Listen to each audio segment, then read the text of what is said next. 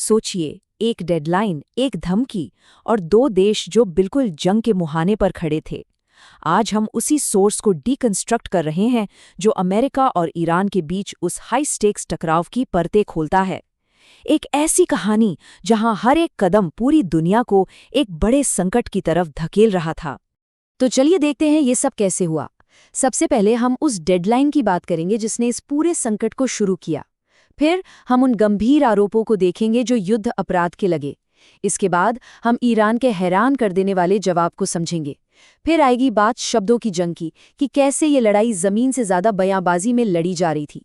और आखिर में हम उस नाजुक घड़ी तक पहुंचेंगे जब सब कुछ दांव पर लगा था। तो चलिए शुरू करते हैं पहले हिस्से से। एक समय सीमा तय हुई और बस इसी एक अल्टीमेटम ने, आप कह सकते हैं, पूरे संकट में आग लगा दी।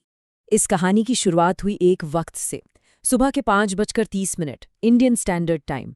सोर्स के मुताबिक ये वो डेडलाइन थी जो प्रेसिडेंट ट्रंप ने सेट की थी। और इसके बाद ईरान पर एक ऐसे तबाहकुन हमले की धमकी दी गई थी जो शायद सब कुछ बदल कर रख देता। और देखिए, ये कोई हल्की फुल्की धमकी नहीं थी।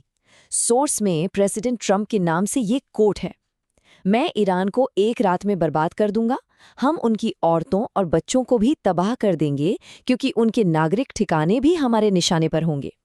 अब सोर्स का जो नैरेटर है वो साफ साफ कहता है कि सिविलियन टारगेट्स की बात करना ये सीधे सीधे एक पोटेंशियल वॉर क्राइम है।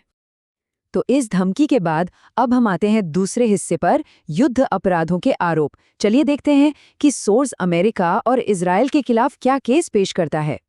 यहाँ सोर्स का सेंट्रल आर्ग्यूमेंट ये है कि ये जो हमले थे वो सिर्फ मिलिट्री टारगेट्स तक लिमिटेड नहीं थे। नहीं, इसके पीछे का मकसद था ईरान के समाज की बुनियाद, यानी उसके सिविलियन इंफ्रास्ट्रक्चर को एकदम सिस्टमैटिक तरीके से तबाह करना। और अपने इस दावे को सपोर्ट करने के लिए सोर्स कुछ स्पेसिफिक टारगेट्स की एक लिस्ट देता है। सोचिए, इसमें शरीफ यूनिवर्सिटी है जिसे ईरान का MIT भी कहा जाता है। फिर एक पत्रकार का अपना गांव नकवारा जिसे सपोजिडली एक ही ब्लास्ट में उड़ा दिया गया। असलूहिया का पेट्रोकेमिकल प्लांट भी इसमें शामिल है। और वो पुल जिसे ट्रंप ने एलिजिडली मिडिल ईस्ट का सबसे बड़ा पुल कहा था। मतलब साफ है, ज्ञान के मंदिर से लेकर आम लोगों के घरों तक कुछ भी निशाने से बाहर नहीं था। और इस बात को एक तरह से कंफर्म करने के लिए सोर्स उस वक्त के UN में इजरायली एम्बेसडर डैनी डैनन का एक स्टेटमेंट सामने रखता है। कोट, हमारे पास ईरान में उन नागरिक ठिकानों को निशाना बनाने की वैधता है।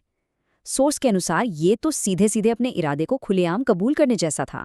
तो आखिर इन धमकियों और हमलों के जवाब में ईरान ने क्या किया? यही है हमारा तीसरा हिस्सा, ईरान का जवाबी पलटवार। और उनकी स्ट्रैटेजी कमाल की थी। उसमें पैसा, इतिहास और तंज सब कुछ शामिल था। उनका सबसे बड़ा मूव था स्ट्रेट ऑफ हॉर्मुज को लेकर। जानते हैं, ये दुनिया के सबसे इंपॉर्टेंट सी रूट्स में से एक है। यहाँ ईरान ने एक नई पॉलिसी अनाउंस की, जो दोस्त देश हैं उनके जहाज आराम से जा सकते हैं, लेकिन उन्हें एक सिक्योरिटी फीस देनी होगी। और इस फीस से जो भी पैसा आएगा उसे जंग के हर्जाने के तौर पर इस्तेमाल किया जाएगा। क्या स्ट्रैटेजी थी? एक मिलिट्री चोक पॉइंट को सीधे सीधे एक फाइनेंशियल हथियार बना दिया। पर जवाब सिर्फ इकोनॉमिक नहीं था, आइडियोलॉजिकल भी था। जब प्रेसिडेंट ट्रंप ने धमकी दी तो ईरान का जवाब सीधा इतिहास के पन्नों से निकल कर आया। उन्होंने कहा, हम 6000 साल पुरानी सभ्यता हैं और तुम 2500 साल पुराना देश। 6000 साल पहले जब तुम गुफाओं में रहते थे तब हम मॉडर्न साइंस की बातें कर रहे थे। ये एक कोशिश थी अपनी पुरानी पहचान को एक ताकत के रूप में पेश करने की। और इस सब में सार्कैज़म का भी एक जबरदस्त तड़का था। सोर्स बताता है कि जब प्रेसिडेंट ट्रंप अपने सहयोगियों से शिकायत कर रहे थे तो ईरान की एम्बेसी ने एलिजिडली कहा, ईरान आपको विनम्र बनने में मदद कर सकता है। सच में डिप्लोमेसी में इस लेवल का तंज बहुत कम देखने को मिलता है। तो अब चलते हैं अपने चौथे हिस्से पर, शब्दों का युद्ध। क्योंकि समझने वाली बात यह है कि ये लड़ाई सिर्फ मिसाइलों और जहाज़ों की नहीं थी। बिल्कुल नहीं, ये इस बात की भी थी कि कौन अपनी कहानी, अपना नैरेटिव दुनिया को बेहतर ढंग से सुना सकता है। दोनों ही तरफ से अपने अपने एक्शंस को जस्टिफाई करने के लिए अलग अलग कहानियां गढ़ी जा रही थीं। सोर्स के मुताबिक अमेरिका ने अपने एक बचाए गए पायलट की कहानी को एक रिलीजियस एंगल दिया। कहा गया कि वो गुड फ्राइडे को गिरा और ईस्टर संडे को बचाया गया, जैसे कि एक पायलट का पुनर्जन्म हुआ हो। और दूसरी तरफ ईरान अपनी हर बात को अपने 6000 साल पुराने इतिहास से जोड़कर सही ठहरा रहा था। मतलब एक तरफ मजहब तो दूसरी तरफ इतिहास। और ईरान के इस हिस्टोरिकल आर्ग्यूमेंट को ये विजुअल बिल्कुल साफ साफ दिखाता है। एक तरफ 6000 साल लंबी एक सभ्यता और दूसरी तरफ सिर्फ 250 साल पुराना एक देश। बस यही वो कॉन्ट्रास्ट था जिसे ईरान बार बार दुनिया के सामने ला रहा था। इस पूरी कहानी में एक और बड़ा इंटरेस्टिंग एंगल था, डेडलाइन का। सोर्स का नरेटर ये दावा करता है कि प्रेसिडेंट ट्रंप लगातार डेडलाइन बढ़ाने की बात कर रहे थे। कभी कहते मैंने उन्हें 7 दिन और दिए, कभी मैंने स्टीव से कहा उन्हें 10 दिन दो, और फिर अब उनके पास कल तक का वक्त है। लेकिन मजेदार बात यह है कि सोर्स के मुताबिक ईरान ने तो कभी कोई एक्सटेंशन मांगा ही नहीं था। मतलब ये सारी बातें सिर्फ एक तरफ से हो रही थी, जो सिचुएशन को और भी ज्यादा अनप्रिडिक्टेबल बना रही थी।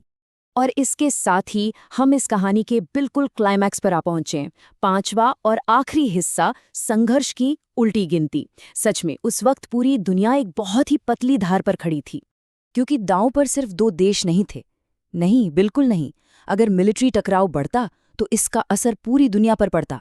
स्ट्रेट ऑफ हॉर्मुज़ से निकलने वाली ग्लोबल ऑयल सप्लाई रुक सकती थी, पूरे मिडिल ईस्ट की स्टेबिलिटी खतरे में पड़ सकती थी, और इंटरनेशनल लॉज का क्या होता, ये भी अपने आप में एक बहुत बड़ा सवाल था।